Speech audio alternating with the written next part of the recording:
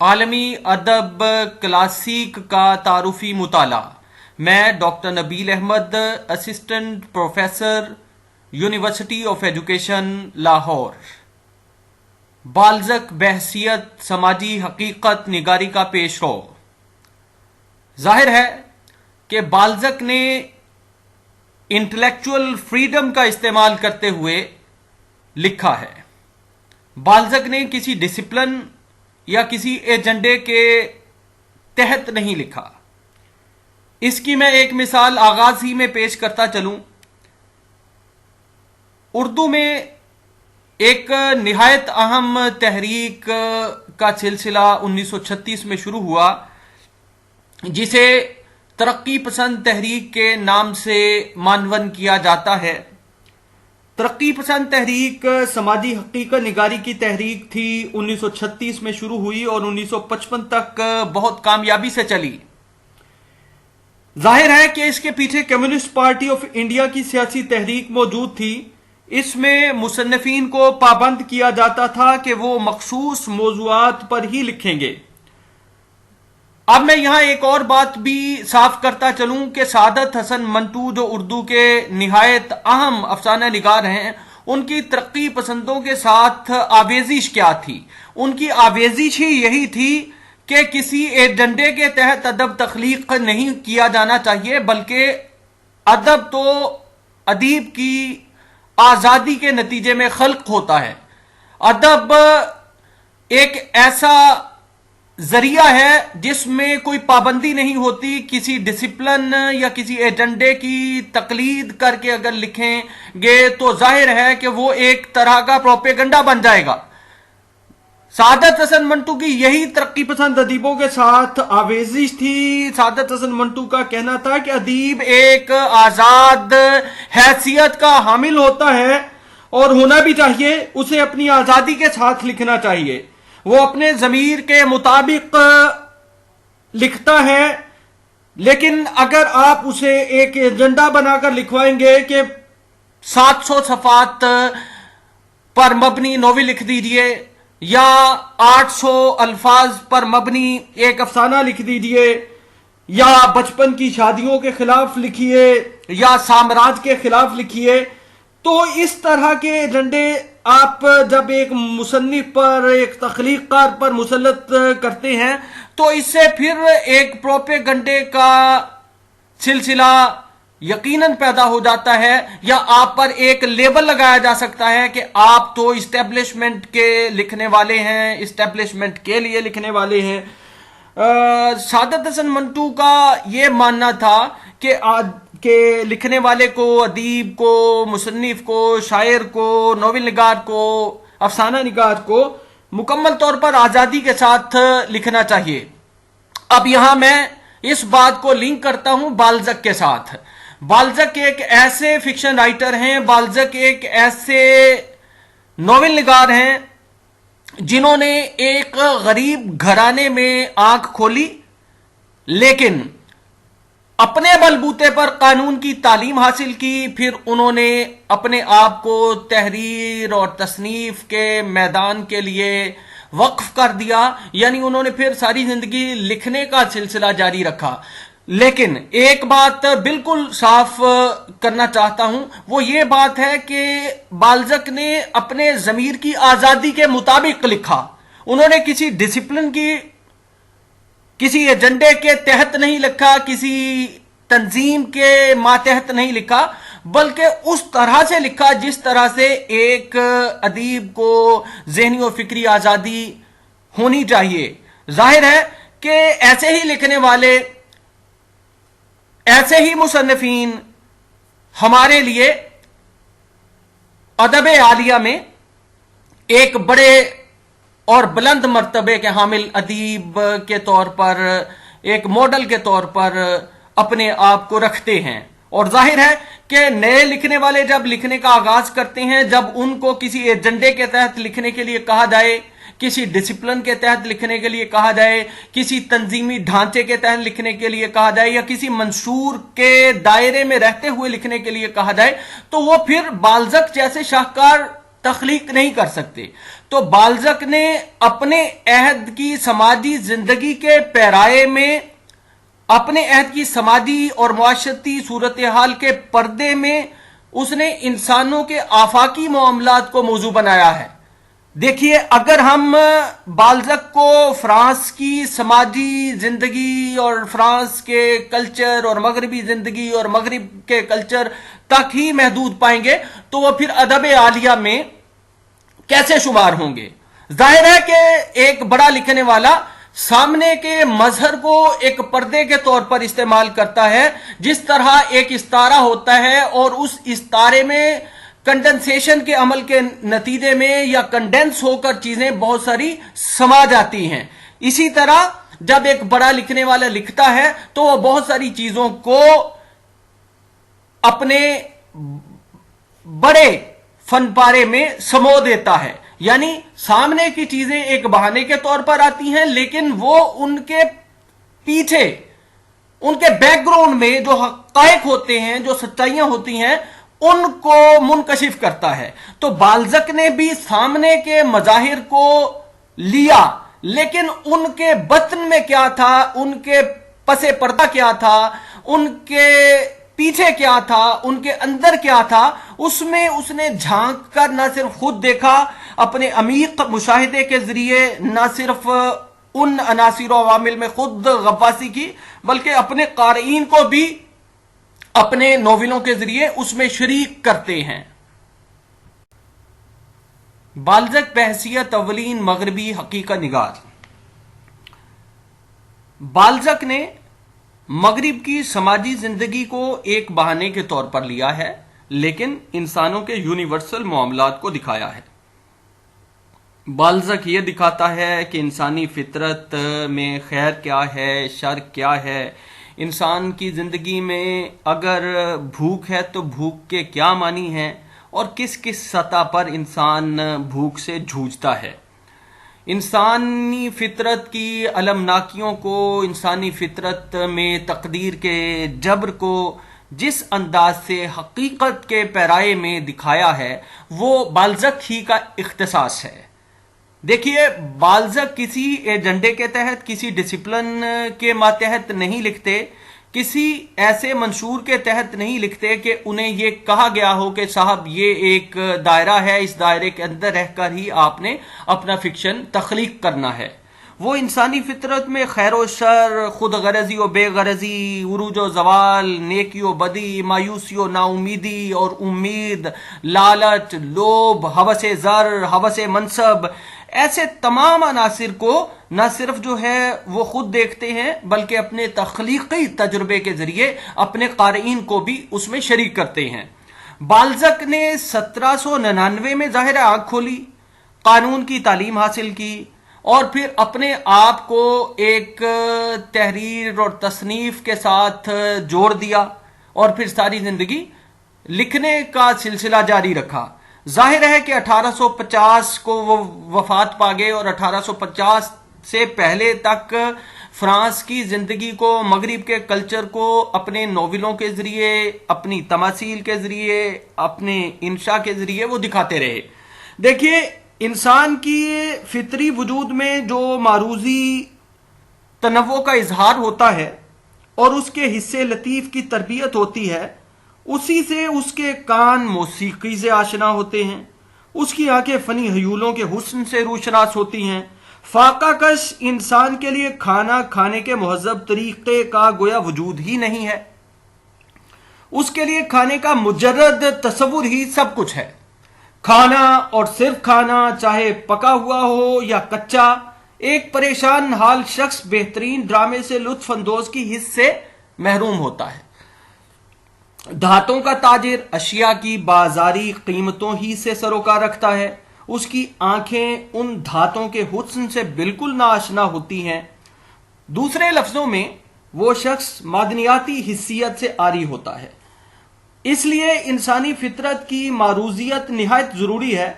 اس سے نہ صرف اس کے حواس کی تربیت ہوتی ہے بلکہ اس کا ذہن بھی تربیت پا کر انسانی فطرت کے ممکنات کی تکمیل کے لیے لائق بنتا ہے، ممکنات کی تکمیل کے قابل بنتا ہے. اب دیکھیے کہ بالزک نے کسی ایجنڈے کو سامنے رکھتے ہوئے بالکل نہیں لکھا، بلکہ بالزک نے اپنے ضمیر کی آزادی کے مطابق لکھا ہے. جس طرح سے اس نے یہ جانا کہ مجھے یہ لکھنا چاہیے اور یہ نہیں لکھنا چاہیے، اس نے وہی کیا ہے.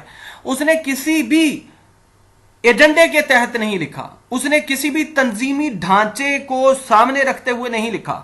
اس نے جس طرح سے زندگی کو دیکھا اسی طرح سے حقائق کے پیرائے میں ان تصویروں کو اپنے ناولوں کے صفوں پر اتارتا گیا. دیکھیے ہم دیکھتے ہیں بالزک کے ناول بڈھا گوریو میں ہمیں متعدد کرداروں سے متعارف ہونے کا موقع ملتا ہے، اور ہمیں ان کی نفسیات کا بھی پتہ چلتا ہے، اور ہمیں ان کے ذریعے مغربی کلچر کا بھی پتہ چلتا ہے، مغربی سماجی صورتحال کا بھی پتہ چلتا ہے، اور ہمیں یہ بھی پتہ چلتا ہے کہ فرانس کا شہر پیرس، اور پیرس میں بھی غربت اپنے طرفوں پر. اور پھر بالزک یہ بھی دکھاتے ہیں کہ فرانس کا وہ علاقہ جہاں غربت تو ہے، جہاں مفلوق الحالی تو ہے، جہاں پسماندگی تو ہے، لیکن اس سے بہت ہی کم لوگ واقف ہوں گے. ظاہر ہے کہ یہ زمانہ جو ہے وہ 1799 اور اس کے بعد 1850 تک کا زمانہ ہے.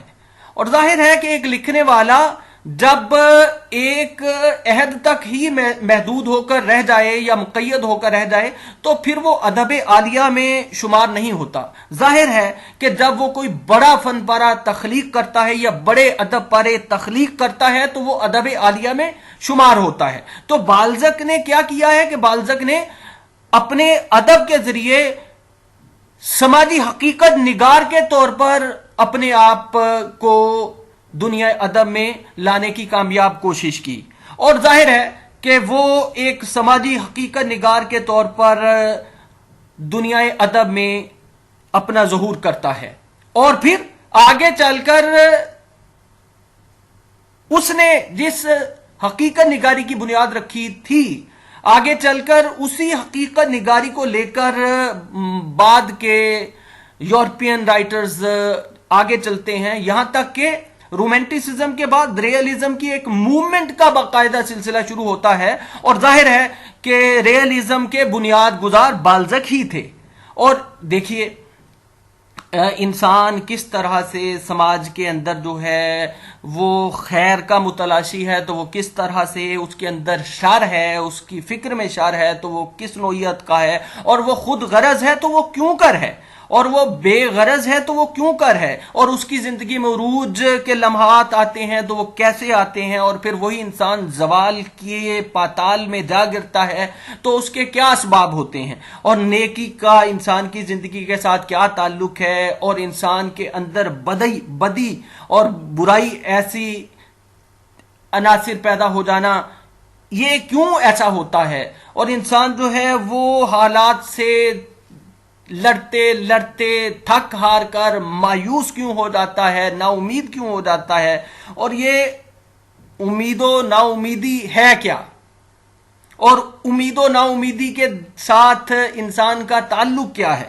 اور پھر انسان لالچ کیوں کرتا ہے، اس کے اندر لوبھ کیوں ہے، اور پھر وہ دولت کا پجاری کیوں ہے، اور پھر اسے کسی بڑے منصب کی اس کے اندر ہوس کیوں ہے. اس طرح کے بڑے سوال ہیں جو بالزک کو ادب عالیہ میں ایک بڑے فکشن رائٹر کے طور پر ہمارے سامنے قارئین کے سامنے لا کھڑا کرتے ہیں.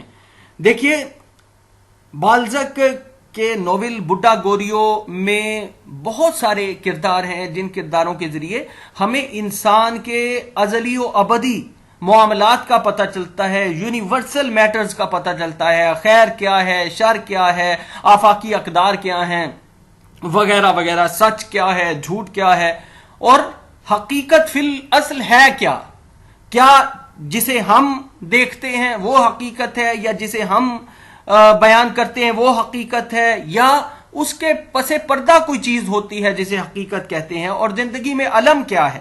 अलमनाकियां क्या है, जिंदगी में तरब क्या है। और देखिए इंसान जो है हिमाकत करता है तो क्यों करता है, और उसकी हिमाकत पर कोई हंसता है तो क्यों हंसता है, और फिर जब वही इंसान दुखों में मुब्तला होता है, कुल्फतों का शिकार होता है, तो उसके साथ इंसान ही हमदर्दी करता है।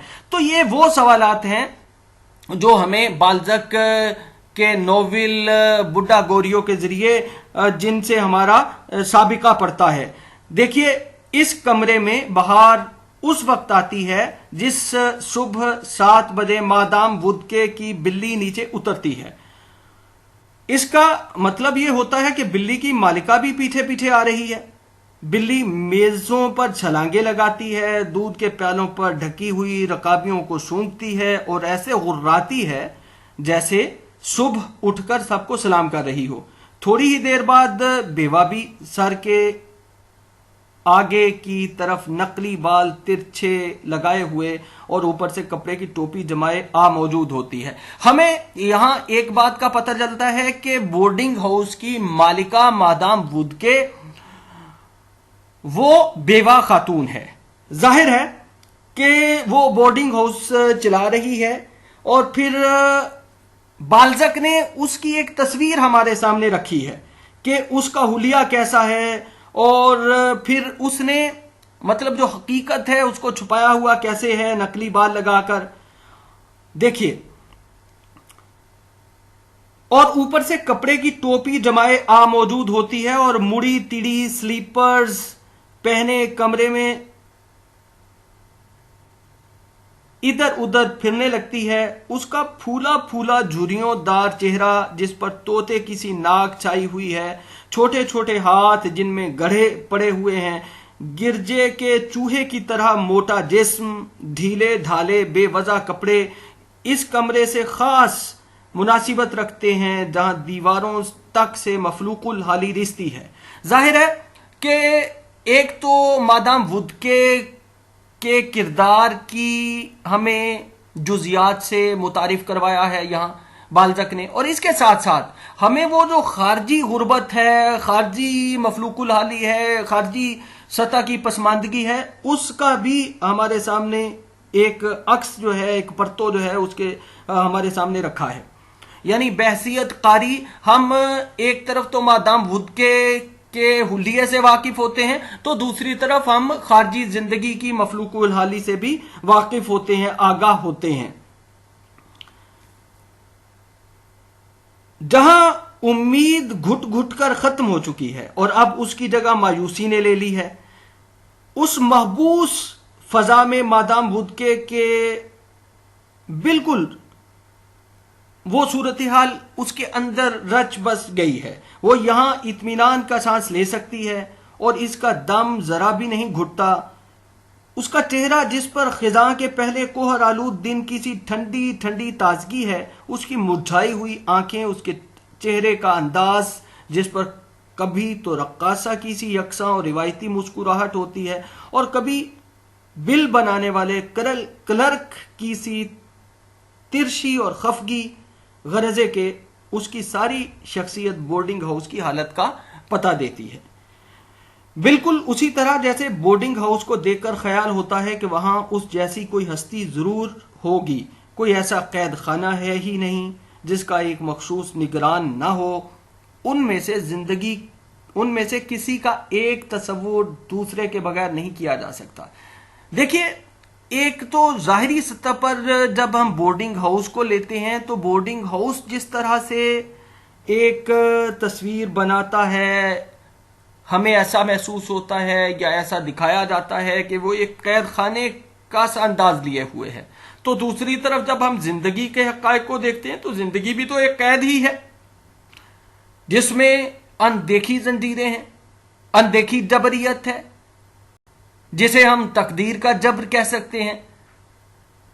यानी इंसान जो है वो पैदा तो आजाद हुआ है लेकिन हकीकत में वो आजाद नहीं है। तो यहां भी जो बोर्डिंग हाउस का नक्शा खींचा है उस नक्शे को लेकर भी हमें पता चलता है कि बोर्डिंग हाउस की जिंदगी भी एक कैद खाने की मिसल है اور خارجی زندگی بھی جس میں ہم سب انسان رہتے ہیں، وہ زندگی بھی ایک جبریت کے دائرے کے اندر ہے، وہ جبریت سے آزاد نہیں ہے جسے ہم کہہ سکیں کہ وہ پوری طرح آزادی کی حامل صورتحال کو ڈپکٹ کرتی ہے، ایسا بالکل نہیں ہے۔ جس طرح ہسپتال کے مضر صحت جراثیم سے ٹائیفائڈ پیدا ہوتا ہے، اسی طرح اس پستہ قد عورت کا نامعقول موٹاپا بھی اس زندگی کی پیداوار ہے جو اسے یہاں بسر کرنی پڑتی ہے۔ اس کا لباس بہت پرانا ہے اور وہ کئی بار اس کی مرمت کر چکی ہے۔ لباس کے نیچے خود اس کے ہاتھ کا بنا ہوا اونی پیٹی کوٹ جھانکتا رہتا ہے جو جگہ جگہ سے پھٹ گیا ہے اور اندر بھری ہوئی قطریں باہر نکل آئی ہیں۔ نشست گاہ، باغ اور کھانے کے کمرے کا سارا جوہر اس پیٹی کوٹ میں کھنچ آیا ہے۔ اسے دیکھ کر اندازہ ہوتا ہے کہ باورچی خانہ کیسا ہوگا اور یہاں رہنے والے کس انداز کے ہوں گے۔ مادام ووڈ کے سامنے ہو تو بس تصویر مکمل سمجھیے۔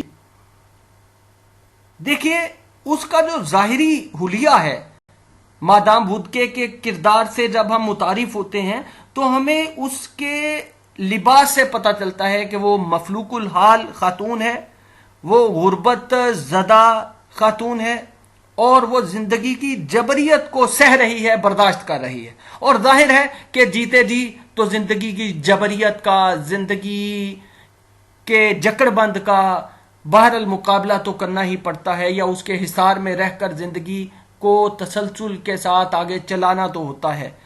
انسان نامیاتی کل ہے، انسان سانس لیتا ہے، ظاہر ہے جس میں خیر بھی ہے، شر بھی ہے، جبر بھی ہے اور کسی حد تک آزادی بھی ہے۔ یعنی جس طرح سانس لینے کی آزادی ہے، کیا اس طرح انسان کو انٹلیکچول فریڈم حاصل ہے؟ کیا وہ جو کہنا چاہتا ہے، کیا وہ جو لکھنا چاہتا ہے، کیا وہ کہہ سکتا ہے، کیا وہ لکھ سکتا ہے؟ بہرحال یہ وہ بڑے سوالات ہیں جو ازل سے انسان کی زندگی کے ساتھ جڑے ہوئے ہیں اور چلتے چلے آ رہے ہیں، اور بہت سارے فلسفیوں نے، بڑے بڑے دماغوں نے ان سوالات کو سمجھنے کی کوشش کی ہے اور ان پر کتابوں کی کتابیں لکھی ہیں۔ بہرحال مادام وودکے کے خارجی پیکٹ سے ہمیں یہ پتہ چلتا ہے کہ وہ ایک ایسی خاتون ہے جو زندگی کو گھسیٹ رہی ہے۔ مادام وودکے کی عمر 50 برس کے لگ بھگ ہے۔ وہ بالکل ان عورتوں کے مانند ہے جنہیں زندگی میں مصائب سے دوچار ہونا پڑا ہو۔ اب دیکھیے مادام وودکے کے پردے میں یہ بھی دکھا دیا ہے کہ وہ صرف واحد عورت نہیں ہے جو زندگی کی کلفتوں کا سامنا کر رہی ہے، بلکہ اس جیسی کتنی ہی عورتیں ہیں جو زندگی کی کلفتوں کا نہ صرف سامنا کرتی آئی ہیں اور شاید جو ہے یہ سلسلہ جاری و ساری رہنا۔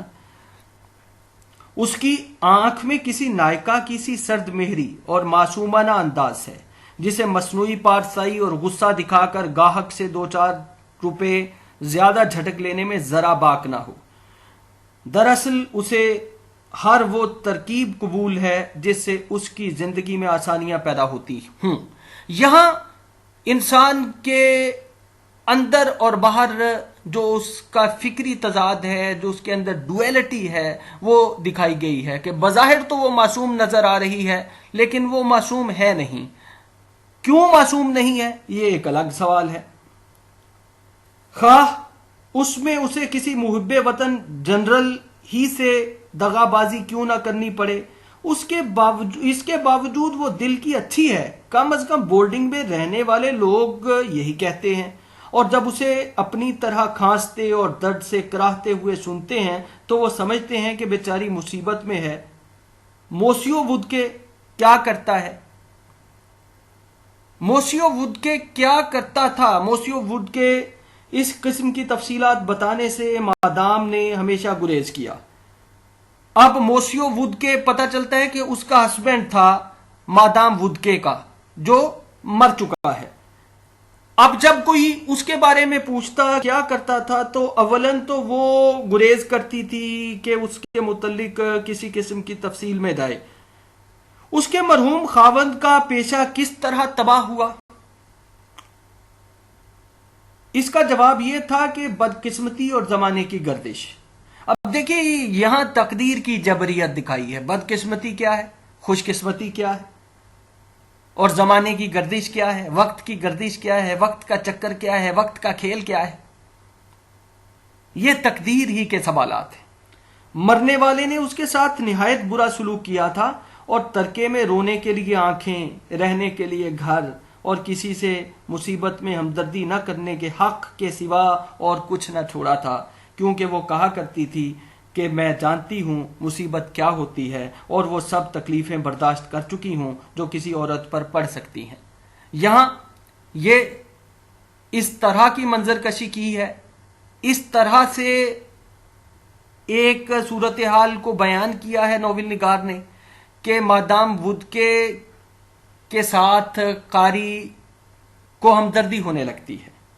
ظاہر ہے کہ یہاں ایک بات یہ بھی بتائی ہے کہ دنیا کے ترقی یافتہ ممالک میں بھی ایسا نہیں ہے کہ تمام کے تمام انسان زندگی کی تعیشات اپنے دامن میں لیے ہوئے ہیں، بلکہ وہاں بھی پتہ چلتا ہے کہ وہاں بھی ایسے انسان ہیں جو زندگی میں کلفتوں سے جھوجتے ہیں، زندگی میں مصائب و مسائل کا سامنا کرتے ہیں، اور پھر ایسا جو ہے، ایسا نہیں ہے کہ زندگی کے ایک محور پر ایسا ہوتا ہے اور بعد میں ایسا نہیں ہوگا۔ ظاہر ہے کہ مادام وودکے جب اپنے ہسبینڈ کے بارے میں بتاتی ہے تو اپنی زندگی کی مصیبتوں کے بارے میں جس طرح سے وہ اپنا سینہ چاک کرتی ہے، اسے پتہ چلتا ہے کہ یہ سلسلہ جو ہے وہ ایسا نہیں ہے کہ یہ اسی تک محدود ہے، وہ بعد میں بھی کسی عورت کے ساتھ اس طرح ہو سکتا ہے جس طرح کی صورتحال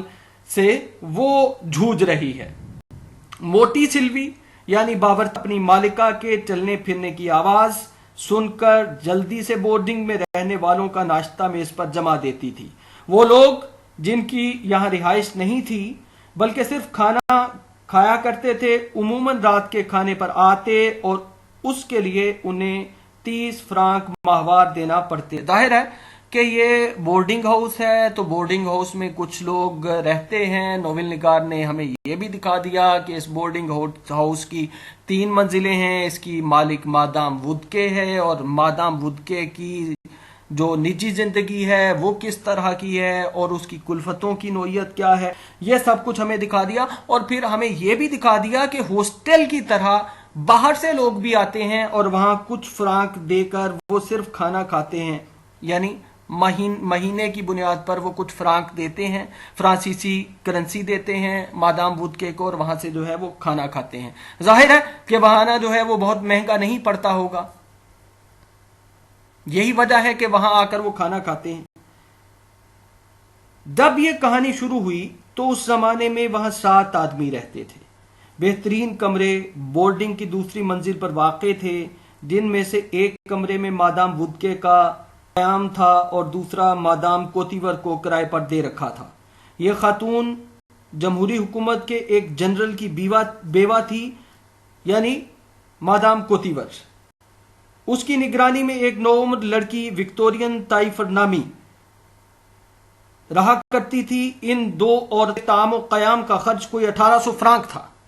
دوسری منزل کے ایک کمرے میں پوارے نام کا ایک بڈھا مقیم تھا اور دوسرے کمرے میں کوئی 40 سال کا ایک آدمی تھا جس کے سر کے بال نقلی تھے، مونچھوں میں خضاب لگاتا تھا۔ یہاں بھی انسان کے ظاہر اور باطن کی سنویت کو دکھایا گیا ہے، دوہرے پن کو دکھایا گیا کہ حقیقت کچھ ہے اور انسان جو ہے خضاب لگا کر جو ہے وہ جوان بننا چاہتا ہے، اس کی عمر جو ہے وہ 40 سال ہے لیکن اپنے آپ کو وہ کم عمر دکھانا چاہتا ہے، اور کہتا تھا اب میں نے اپنی تجارت ختم کر دی ہے۔ اس کا نام موسیوترا تھا۔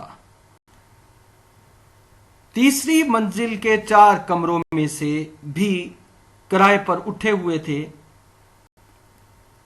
ایک میں بڈھی مادام وانل مشونو رہتی تھی اور جس کی شادی ہی نہیں ہوئی تھی۔ دوسرا کمرہ سویوں اور کلف کے ایک تاجر کے پاس تھا جس نے اپنا کام چھوڑ دیا تھا۔ لوگ اسے بے تکلفی میں بڈھا گوریو کہتے تھے اور وہ برا بھی نہیں مانتا تھا۔ یہاں تک کہ دوسرے 2 کمرے مفلس طالب علموں کو دیے جاتے تھے جو بڈھے گوریو اور مادام وانل مشونو کی طرح 45 फ्रांक माहवार से ज्यादा अदा न कर सकते थे और थोड़े दिन रह के चले जाते थे। लेकिन मादाम वुडके को इस किस्म के किराएदारों की बहुत कम परवाह थी और उनको सिर्फ इस हालत में रखती थी कि जब कोई बेहतर आदमी न मिलता हो, क्योंकि उसका ख्याल था कि ऐसे लोग खाना बहुत खाते हैं। अब यहां मादाम वुडके की खुद गरजी को दिखाया गया है। जाहिर है कि जो थोड़े पैसे देने वाले हैं वो उनका कम लिहाज रखती है, उनका कम ख्याल करती है, और ऐसे लोगों से उसे उस तरह से एक लिहाज से गरज भी नहीं है जिस तरह से उसे ज्यादा पैसे देने वालों से गरज है। तो यहां यह पता चलता है कि इंसान जो है समाजी जिंदगी में गरजों से भी जुड़ा हुआ है, यानी एक की गरज दूसरे के साथ जुड़ी हुई है और दूसरे का पहले के साथ इस तरह एक ताल्लुक जो है वो कायम होता है। और यहां जो है वो पता चलता है कि इंसान जो है वो लालची भी है, इंसान जो है उसके अंदर लोभ भी है, कि यानी जहां से पैसे ज्यादा मिलते हैं उनका वो ज्यादा ख्याल रखता है, और जहां उसे पैसों के ना मिलने का अंदेशा हो या कम मिलने का अंदेशा हो तो वो उनका उस तरह से ख्याल भी नहीं रखता। तो ये इंसान की खुदगर्जी, इंसान के लालच, इनके हवसे जर की सिचुएशन को दिखाया गया है।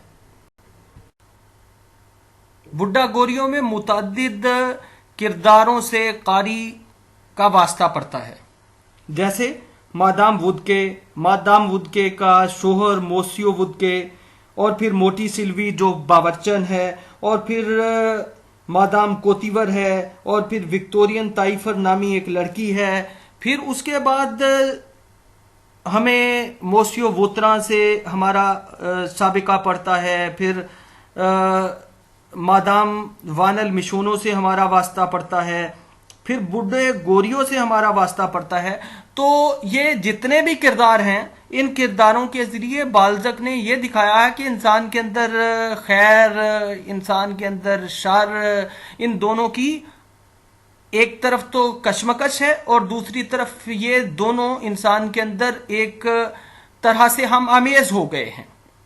जाहिर है कि बाल्ज़क अपने नॉवेल के किरदारों के जरिए हमें क्या दिखाते हैं, वो हमें ये दिखाते हैं कि ये यूनिवर्सल मैटर्स हैं, ये आफाकी मामलात हैं। ये ऐसा बिल्कुल नहीं है कि खुद गरजी जो है वो फ्रांस के इंसानों में है, पेरिस के इंसानों में है, तो खुद गरजी जो है वो लातीनी अमरीकी इंसानों में नहीं है, या बेगरजी जो है वो पेरिस के लोगों में है तो वो फ्रैंकफर्ट जर्मनी के लोगों में नहीं है, या खुद गरजी जो है वो लाहौर के लोगों में है तो मुल्तान के लोगों में नहीं है।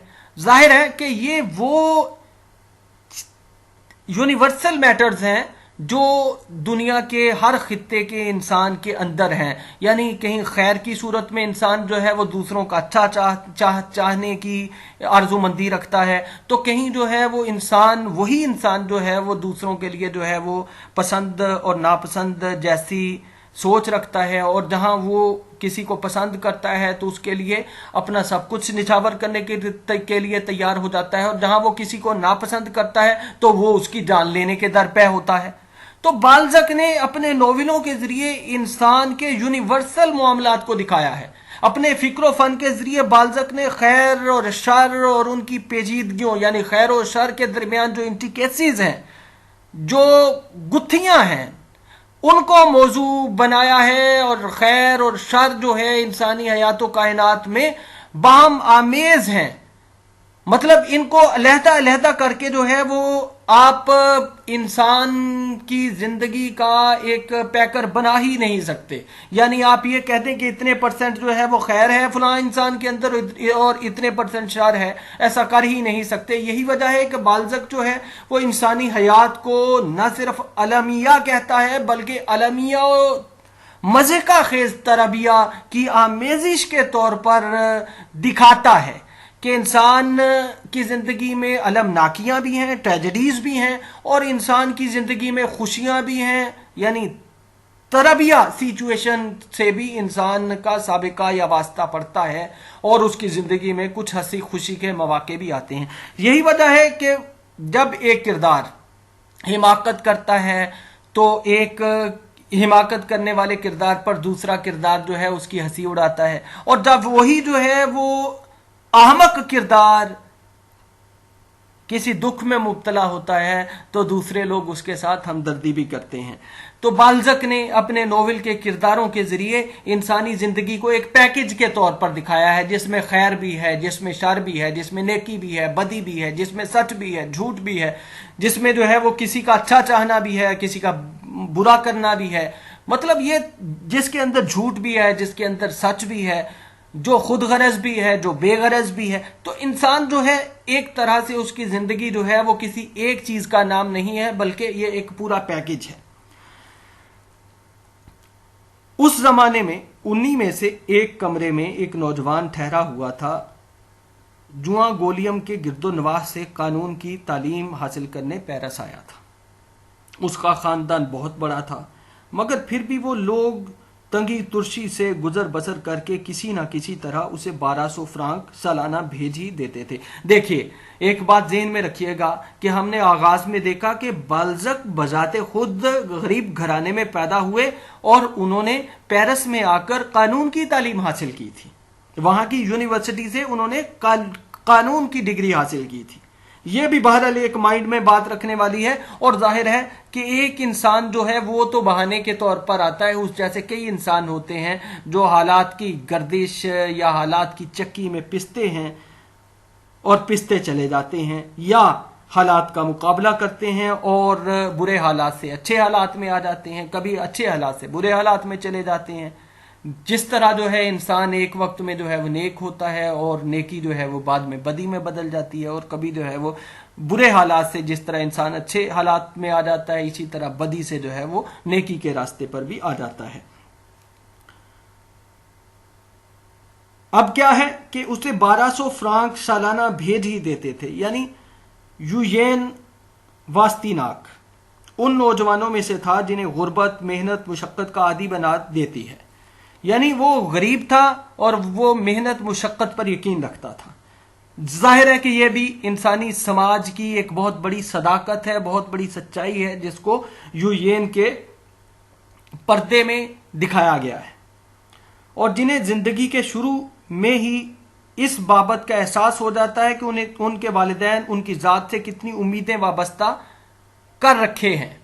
देखिए, एक इंसान से उसके पेरेंट्स गुर्बत के दिनों में बहुत सी उम्मीदें लगा कर बैठते हैं। जाहिर है कि ये पढ़ लिख जाएगा तो ये हमारा जो है वो ज़िंदगी में हमारा बोझ हल्का करवाने में हमारा मुआविन बनेगा, हमारी मदद करेगा और हम बुरे हालात से अच्छे हालात में चले जाएंगे। चुनाचे वो निहायत एहतियात से अपना मुस्तकबिल शानदार बनाने की फिक्र में लग जाते हैं। शुरू ही से वो अपनी तालीम का खाका ये समझकर बनाते हैं कि तालीम तो एक मकसद तक पहुंचने का जरिया है। अब यहाँ क्या बताया गया है कि तालीम हासिल करने के बाद वो अपने माँ बाप के बुरे हालात में मदद करके उनको बुरे हालात से निकालेगा और अच्छे हालात उनका नसीबा बनेंगे। आइंदा चलकर जिन वाकयात का इम्कान है उनके लिए वो अपने आप को पहले ही से तैयार रखते हैं ताकि सियासी और समाजी तब्दीलियों से फौरन फायदा उठा सकें। यानी अब यह दिखाया गया है कि किस तरह से आने वाले हालात के इम्कानात को जहन में रखकर एक गरीब घराने का नौजवान किस तरह से अपने आप को तैयार रखता है कि आने वाले अदवार में सियासी सूरत हाल से या समाजी सूरत हाल से फायदा कैसे उठाना है। जाहिर है कि उसने ये सोच रखा है कि मेरी जिंदगी में भी पहले से बेहतरी आनी चाहिए, यानी मुझे भी बुरे हालात से, मेरे खानदान को भी बुरे हालात से अच्छे हालात की तरफ मुराजत करना चाहिए। तो इसके लिए वो ज़हनी तौर पर तैयार रहता है। इस कहानी में असलियत का रंग आ ही नहीं सकता जब तक ये ना बताया जाए कि उस नौजवान को पेरिस की फैशनेबल सोसाइटी के बारे में कितना तजस्सुस था। जाहिर है कि वो गांव से या छोटे इलाके से जब पेरिस में कानून की तालीम हासिल करने आया है तो वहां की फैशनेबल सोसाइटी, फैशनेबल जिंदगी, फैशनेबल कल्चर के बारे में उसकी क्यूरोसिटी है। उसे उन हलकों का मुशाहिदा करने की कितनी बेचैनी थी। जाहिर है कि ये साइकोलॉजिकल डिस्प्लेसमेंट भी है, यानी एक सतह पर ये नफ्सियाती डिस्प्लेसमेंट है। यानी जब आप गांव से शहर में आते हैं, रूरल एरिया से अर्बन एरियाज में आते हैं, तो आप की नफ्सियात में भी ایک اتھل پتھل ہوتی ہے. یعنی جہاں یہ سوشل ڈسلوکیشن ہے تو وہیں یہ سائیکولوجیکل ڈسلوکیشن کا بھی سفر ہے. دیکھیے اسے ان حلقوں کا مشاہدہ کرنے کی کتنی بے چینی تھی. اس نے وہاں بار پانے کے لیے کیا کیا جتن کیے کہ یہ دیکھے کہ فرانس کی فیشنیبل سوسائٹی میں کیا ہوتا ہے, وہاں کے لوگوں کی زندگی کیسی ہے, وہاں کے لوگوں کے زندگی کے معاملات کیسے ہیں, وہ ایک دوسرے سے محبت کس بنیاد پر کرتے ہیں, اور ان کی زندگی میں یہ سب کچھ جو ہے یعنی محبت ہے, نفرت ہے, ایک دوسرے سے تعلق ہے, لا تعلقی ہے, وغیرہ وغیرہ, یہ ساری چیزیں اسے جاننے کا بہت شوق تھا. یہ قصہ بلا شبہ اپنی صداقت کے لیے اس نوجوان کی حاضر دماغی اور اس خواہش کا ممنون ہے کہ سماج کی خوفناک صورتحال کے راز ہائے سربستہ کی تہ تک پہنچے, اور یہ وہ صورتحال تھی جسے نہ صرف مظلوم بلکہ وہ لوگ بھی چھپاتے تھے جو دراصل اس کے ذمہ دار تھے. تیسری منزل پر ایک کوٹھڑی دھلے ہوئے کپڑے سکھانے کے لیے تھی اور 2 چھوٹی کوٹھڑیوں میں ایک نوکر کرسٹوف اور موٹی باورچن سلوی سویا کرتے تھے. اب بورڈنگ ہاؤس کی تیسری منزل سے بھی بالزک متعارف کرواتے ہیں کہ بورڈنگ ہاؤس مادام وودکے جو چلاتی ہیں اس کی تیسری منزل کی کیفیت کیا ہے یا اس کی حالت کیسی ہے. بالزک اپنے کرداروں کے ذریعے ان کی خارجی زندگی کو بھی دکھاتے ہیں اور ان کی نفسیات کو بھی دکھاتے ہیں. بالزک عمیق مشاہدہ رکھنے والے رائٹر تھے. انہوں نے باستل کی علیحدگی، باستل کے سقوط اور 1848 تک کی مغربی سماجیاتی زندگی کی جھلکیاں دکھائی ہیں. ظاہر ہے کہ ادب پارا ایک سورس ہے، ایک ذریعہ ہے. جب ہم اس کا مطالعہ کرتے ہیں تو ہمیں مغربی زندگی کی جھلکیاں بھی اس میں دیکھنے کو ملتی ہیں، اور ظاہر ہے کہ آفاقی مسائل بھی اور آفاقی اقدار بھی ہمارے سامنے اجاگر ہوتی ہیں، جلوہ گر ہوتی ہیں. مغرب کی سوسائٹی کے ہر طبقے اور ہر طرح کی نفسیات سے تعلق رکھنے والے متنوع کرداروں کی زندگی اور معاملات زندگی کو بالزک نے بھرپور طریقے سے دکھایا ہے. ظاہر ہے کہ وہ باریک بین ناول نگار ہیں، جزیات نگاری پر انہیں ید طولہ حاصل ہے، اور وہ منظر کشی بھی کمال کی کرتے ہیں.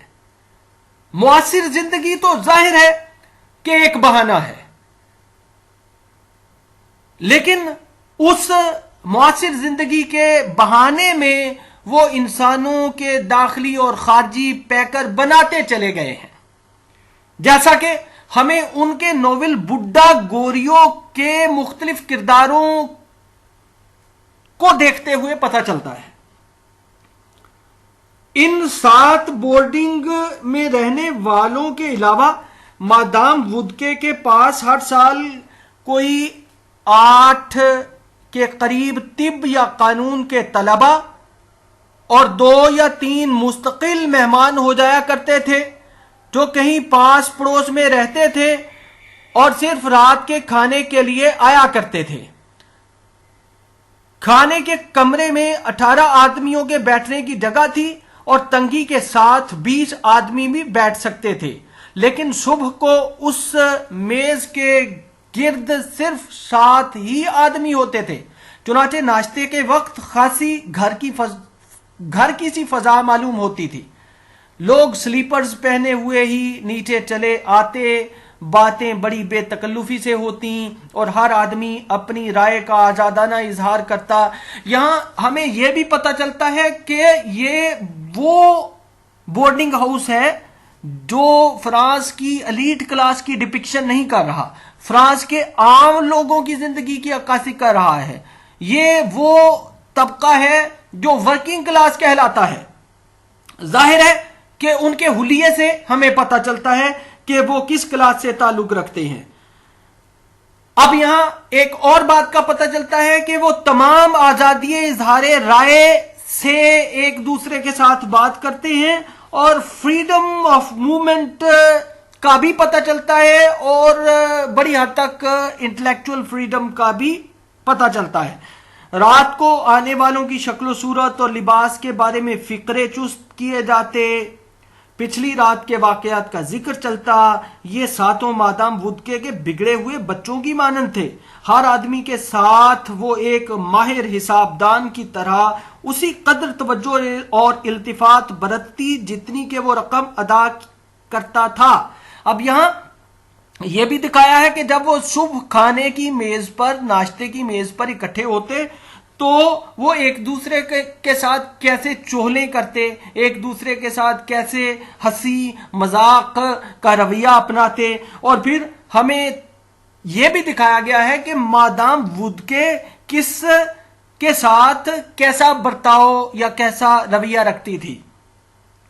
ظاہر ہے کہ ہمیں یہ پتہ چلا کہ وہ اپنی غرض و غایت کو سامنے رکھتے ہوئے یہ دیکھتی تھی کہ جو یہاں مجھے پیسے زیادہ دیتا ہے، جو رقم زیادہ دیتا ہے، وہ اس کا زیادہ احساس کرتی تھی، اور جو کم پیسے دیتا تھا اس کا کم احساس کرتی تھی. یہاں جو ہے یہ دکھایا گیا ہے کہ ایک انسان جو ہے وہ کتنا میٹیریلسٹک ہے، یعنی مادی زندگی بھی کتنی اہمیت کی حامل ہے. یعنی پیسہ، یعنی انسان جو ہے اس کے ساتھ پیسے نے، ملکیت کے تصور نے، دھن نے، دولت نے، زر نے اس کو لالچی بنا دیا ہے. لوبھ انسان کے اندر پیدا کر دیا ہے، ہوس زر کا پجاری بنا دیا ہے انسان کو. اور ظاہر ہے کہ ایک دکھ کا مارا ہوا انسان جب بورڈنگ ہاؤس چلا رہا ہے تو اس نے ایک بورڈنگ ہاؤس چلانے کے ساتھ ساتھ سارے معاملات کو دیکھنا ہے. یہ لوگ اتفاق سے یکجا ہو گئے تھے. یہاں تقدیر کی طرف اشارہ ہے، قسمت کی طرف اشارہ ہے. ظاہر ہے کہ یہ برے حالات ان کو اس طرف لے آئے ہیں، بورڈنگ ہاؤس کی طرف. اگر یہ اچھے حالات میں ہوتے تو اپنے اپنے گھروں میں ہوتے یا اچھے اچھے گھروں کے مالک ہوتے. یہ لوگ اتفاق سے یکجا ہو گئے تھے، لیکن انہیں یہاں لانے والی چیز ایک ہی تھی. دوسری منزل کے دو کرایہ دار صرف 75 فرانک ماہوار ادا کرتے تھے. لا بورب اور لا سالی پیترر کے درمیان صرف فوبورسی مارسل میں ہی اتنے کرائے پر کمرہ مل سکتا تھا. مادام وودکے کے بورڈنگ ہاؤس میں صرف مادام کوتیور ہی ایسی تھی جو ان سے فائدہ نہ اٹھاتی تھی. یعنی اب یہ بھی دکھایا گیا ہے کہ جو کردار ان سے فائدہ نہیں اٹھاتا وہ کون سا ہے. اس سے صاف ظاہر ہے کہ سوائے اس کے یہاں رہنے والے سب کے سب غربت کا شکار تھے، اور ان کا لباس بھی مکان کی فلاکت زدگی کا صحیح ترجمان تھا. مرد جو کوٹ پہنتے تھے ان کے اصل رنگوں کا اندازہ کرنا بھی دشوار تھا. یعنی یہ ایک غربت کا نقشہ جو ہے وہ لباس کے رنگوں کے اڑ جانے کے توسط سے کھینچا گیا ہے. اور جوتے ایسے معلوم ہوتے تھے جیسے امرا کے محلے کی نالیوں میں سے اٹھا کے لائے ہوں. ان کی قمیصیں گھسی ہوئی تھیں اور باقی کپڑوں کا بھی حلیہ بگڑ چکا تھا. عورتوں کے کپڑے پرانی وضع کے تھے جو کئی بار رنگوائے جا چکے تھے. ان میں جگہ جگہ رفو تھا. دستانے لمبے عرصے کے استعمال سے چکنے ہو چکے تھے. کالروں کا رنگ اڑ گیا تھا اور جھالریں کناروں پر سے پھٹ گئی تھیں. گو ان کے کپڑوں کی یہ حالت تھی، لیکن جسم خوب مضبوط اور توانا تھے جنہوں نے زندگی کی سختیوں کا ڈٹ کر مقابلہ کیا تھا. ان کے کھردرے اور بے حس جھریوں دار چہرے غیر مروجہ سکوں کی طرح گھس چکے تھے، لیکن سوکھے ہوئے منہ میں کھانے کے لیے دانت نہایت تیز تھے.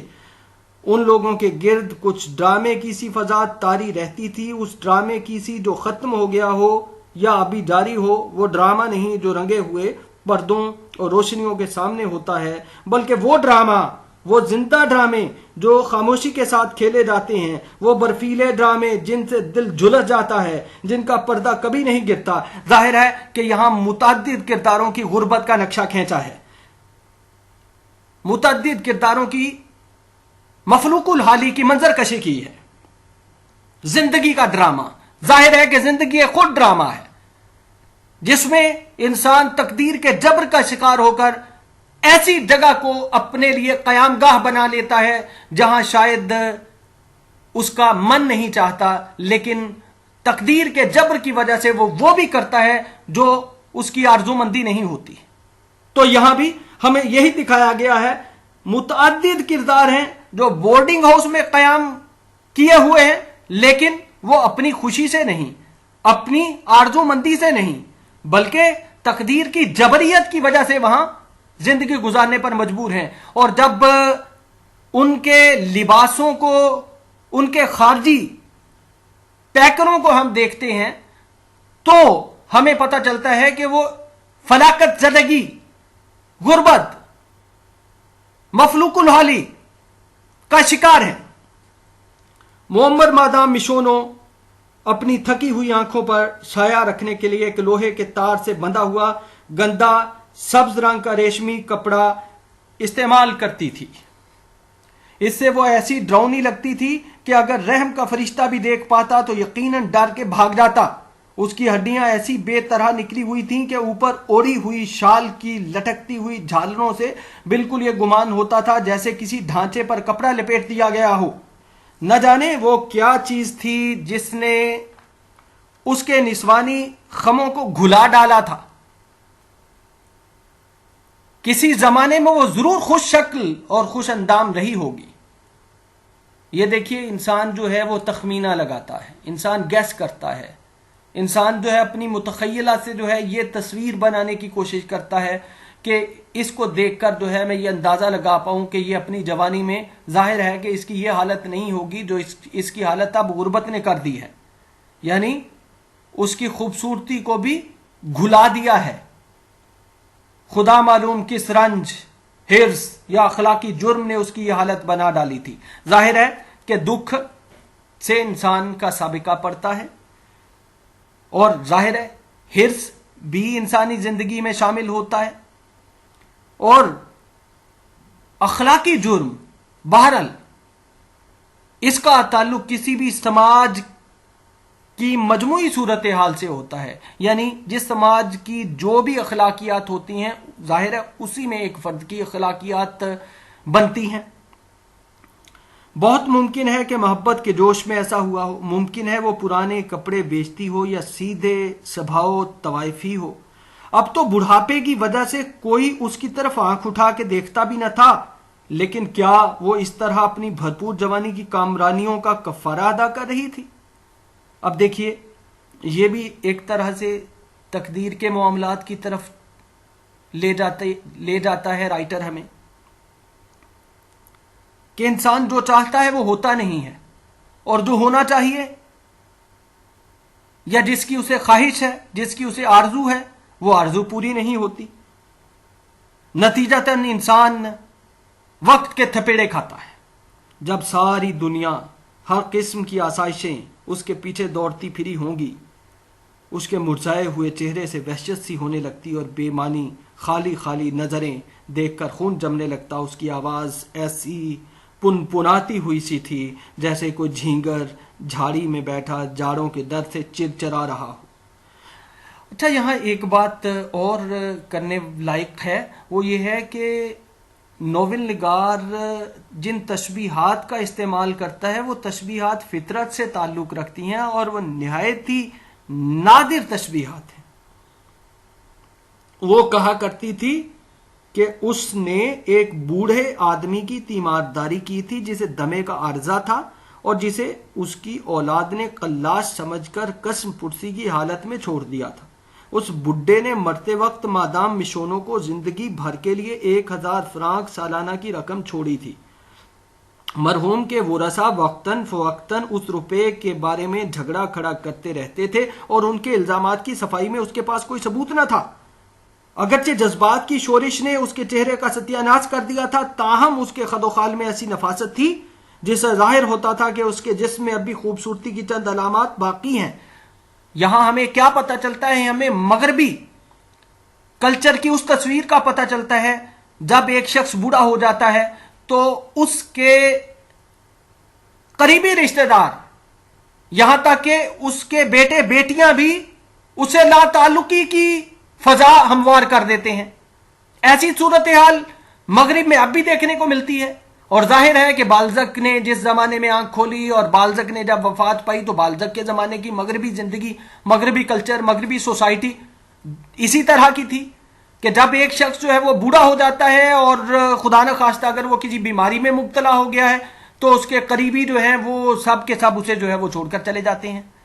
ہاں یہاں ایک خوف جس کی طرف جو ہے وہ اشارہ کرنا ضروری ہے وہ یہ بھی ہے کہ وہ بڈھا جسے دمے کا عرضہ لاحق ہو گیا تھا، ظاہر ہے کہ اس کے قریبی رشتہ داروں نے اسے لا تعلقی کا رویہ کیوں اپنایا. اس کے پیچھے ایک فیئر جس کی طرف میں اشارہ کرتا چلوں، 5ویں صدی عیسوی میں پلیگ کی بیماری کا سلسلہ شروع ہوا پورے یورپ میں، اور 14ویں صدی تک یہ سلسلہ برابر چلتا رہا، اور 70% کے راؤنڈ اباؤٹ یورپ کی مغربی ملکوں کی آبادی کم ہو گئی، لوگ پلیگ کی بیماری سے مر گئے. تو ظاہر ہے کہ ایک back of the mind fear بھی ہوتا ہے. تو کیا ہے کہ وہ بڈھا جسے مادام مشونوں نے زندگی کے اس موڑ پر جس کی خدمت کی، یعنی جب وہ عارضے کے دمے میں مبتلا تھا، تو ظاہر ہے کہ جب وہ بیمار تھا تو اس کے قریبی رشتہ داروں نے اس کو پوچھا تک نہیں، اور جب وہ مر جاتا ہے اور وہ جو رقم 1000 فرانک سالانہ چھوڑ کر جاتا ہے اس کے لیے اس کے جو لواحقین ہیں وہ آپس میں جھگڑتے ہیں. ظاہر ہے کہ ایک کہتا ہے کہ یہ میری ملکیت ہے تو دوسرا کہتا ہے یہ میری ملکیت ہے، ایک کہتا ہے اس پر میرا حق ہے تو دوسرا کہتا ہے میرا حق ہے. تو اس طرح جو ہے ایک آویزش دکھائی گئی ہے، اور ظاہر ہے کہ انسان کے اندر یہ بھی ایک جو ہے وہ لالچ ہے، خود غرضی ہے، یہ بھی ایک آفاقی مسئلہ ہے کہ انسان جیتے جی جو ہے وہ مرنے والے کی ہر چیز پر جو ہے وہ یہ باور کراتا ہے کہ میرا حق ہے. تو مادام مشونوں کے ذریعے ہمیں یہ بھی پتہ چلتا ہے کہ یہ صورتحال صرف پیرس کے انسانوں میں نہیں، ظاہر ہے یہ پوری دنیا کے انسانوں میں ہے کہ جیتے جی انسان جو ہے اس کے اندر جو ہے وہ منصب کے حصول کے لیے بھی وہ تگوزو کرتا ہے، اور وہ دوسروں کو جو ہے دکھ میں مبتلا کر کے جو ہے وہ خود سرشاری کی کیفیت محسوس کرتا ہے، اور جب جو ہے وہ اپنے لیے وہ سہل طلب ہوتا ہے اور دوسروں کے لیے وہ مشکل پسند ہوتا ہے. تو یہ وہ میٹر ہیں جو شاید ازل ہی سے انسان کی نفسیات کا حصہ ہیں، اس کے جینیات میں شامل ہیں، اس کے آرکیٹائپس میں شامل ہیں، اور ان کی ٹرانسمیشن، ان کی منتقلی نسل در نسل چلتی چلی جاتی ہے. مغرب میں نشاط ثانیہ کے فوری نتیجے میں خاندانی نظام کے تار و پود بکھر گئے، اس کا تانا بانا بکھر گیا، جس کے نتیجے میں یہ ہوا کہ جب کوئی شخص بوڑھا ہو جاتا تھا یا بوڑھا ہو جاتا ہے تو اس کے قریبی رشتہ دار اسے لا تعلقی کا نہ صرف اعلان کرتے ہیں بلکہ اسے لا تعلقی اختیار کر لیتے ہیں.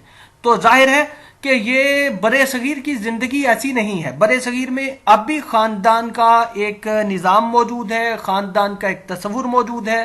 یہاں جو ہے یہاں کی اخلاقی اقدار ہیں کہ جو گھر کے بزرگ ہیں ان کی نہ صرف عزت کی جاتی ہے بلکہ ان کی دیکھ بھال بھی کی جاتی ہے، ان کا خیال بھی رکھا جاتا ہے، ان کا احساس بھی کیا جاتا ہے. جبکہ اس کے برعکس مغرب میں جب مختلف لوگ بڑھاپے کی عمر کو پہنچ جاتے ہیں تو ان کے عزیز و اقارب، ان کے بیٹے بیٹیاں، قریبی رشتہ دار ان سے لا تعلقی کا نہ صرف اعلان کر دیتے ہیں بلکہ عملاً اس کا مظاہرہ بھی کرتے ہیں.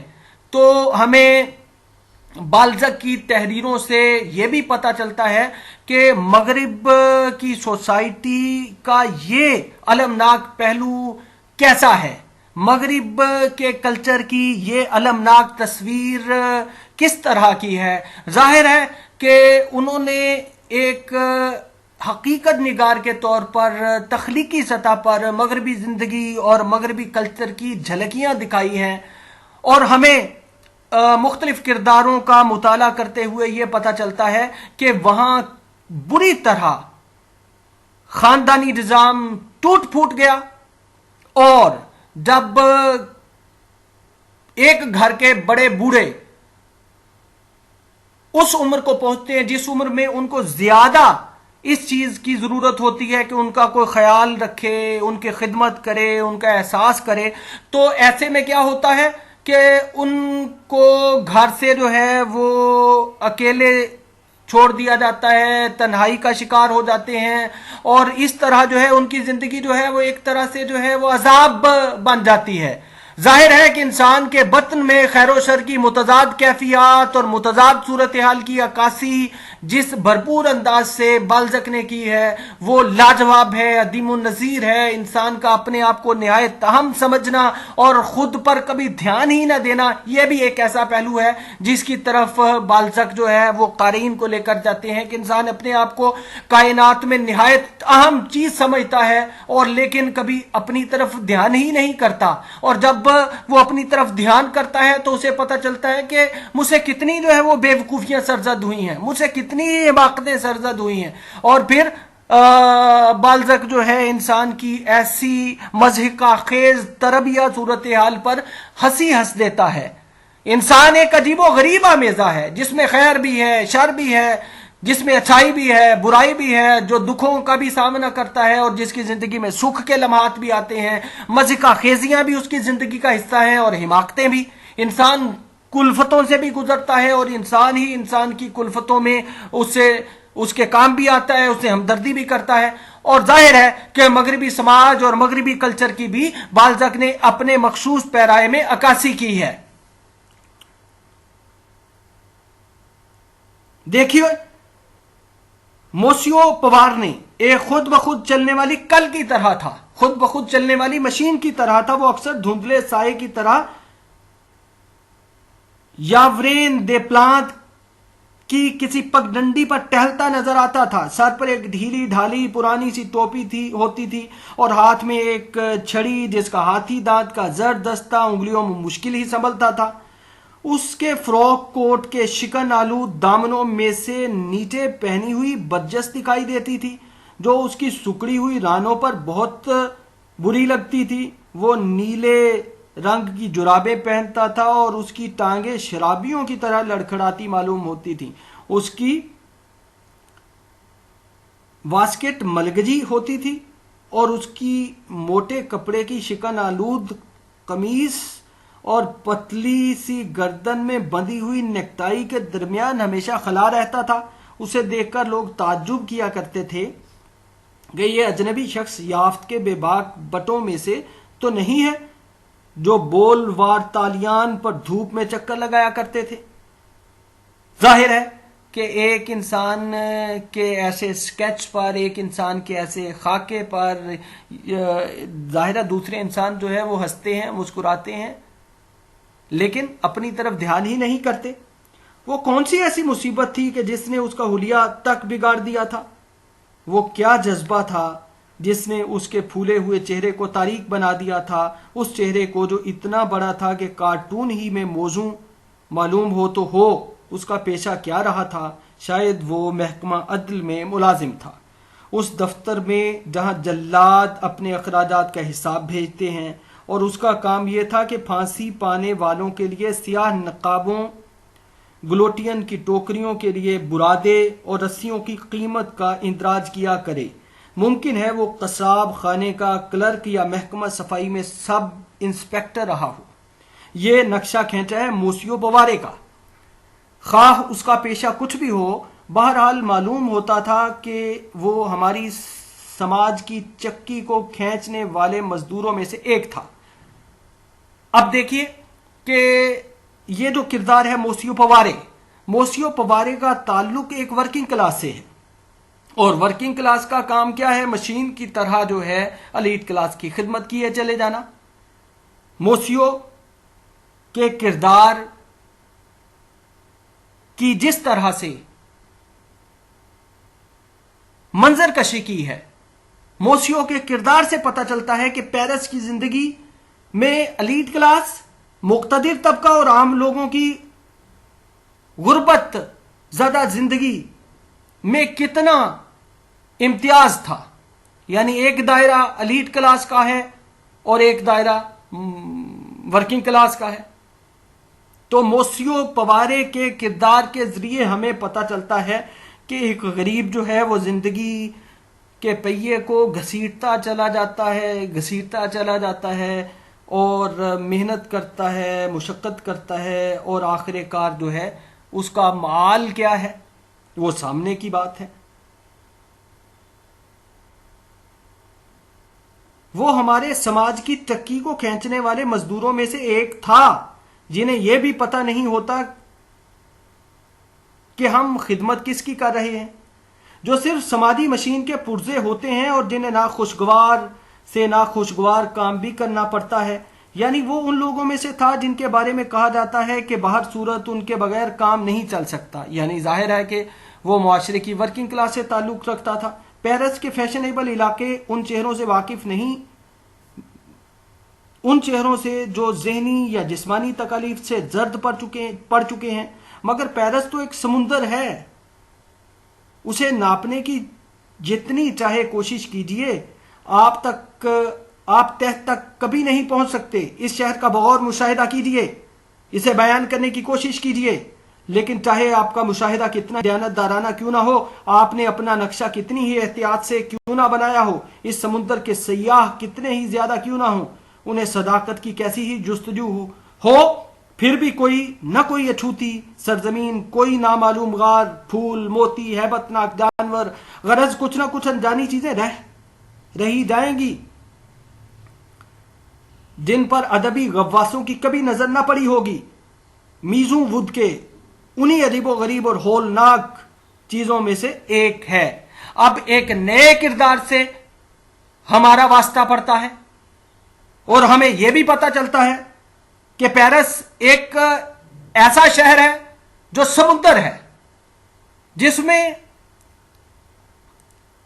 غربت اور افلاس زدہ لوگ بھی رہتے ہیں، اور بعض ایسے ہیں کہ جن تک کسی کی نظر ہی نہیں جاتی، اور اس میں وہ کلاس بھی رہتی ہے جو زندگی کی مراعات سے بھرپور ہے، جو پریویلیجڈ کلاس ہے، مراعات یافتہ طبقہ ہے، اور وہ لوگ بھی رہتے ہیں کہ جن کا پتہ ہی نہیں چلتا اور وہ ایسے ہی دم توڑ جاتے ہیں، زندگی ان کا خاتمہ کر دیتی ہے، زندگی ان کے بغیر چلتی بھی نہیں ہے۔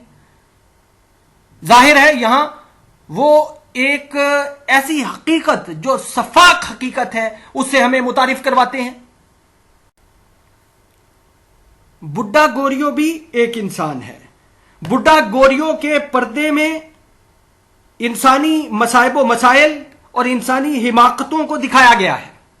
نفسیاتی پیچیدگیاں، جیسا کہ بڈھا گوریو کی نفسیاتی پیچیدگیاں، جب اس کی بیوی حیات تھی، زندہ تھی، تو اپنی بیوی سے والہانہ محبت کرتا تھا۔ جب اس کی بیوی وفات پا جاتی ہے، بڈھا گوریو کی بیوی کی ڈیتھ ہو جاتی ہے، تو کیا ہے کہ بڈھا گوریو اپنی بیٹیوں سے اسی طرح محبت کرتا ہے، اور اس کی یہ خواہش ہے کہ اس کی بیٹیاں جو ہیں وہ اس کی بیوی کی طرح اس سے محبت کریں۔ ظاہر ہے کہ انسان کی حماقت پر انسانوں کا ہنسنا اور اس کی کلفتوں پر آنسو ٹپکانا، ظاہر ہے یہ بھی دکھایا گیا ہے۔ بڈھا گوریو ایک طرح سے سگمنڈ فرائیڈ کے یہاں جو تحلیل نفسی کی صورتحال ہے وہ اس کی ایک جیتی جاگتی تصویر ہے، یعنی جس میں بہت ساری پیچیدگیاں ہیں، اور ظاہر ہے کہ انسان جو ہے وہ سیدھی ڈگر پر چلنے والی نامیاتی کل نہیں ہے، وہ صراط مستقیم پر چلنے والا ایک زندہ آرگینک پرزہ نہیں ہے، بلکہ اس کے اندر بہت ساری پیچیدگیاں ہیں، اور جن پیچیدگیوں سے متعارف کروایا ہے ہمیں ناول نگار نے۔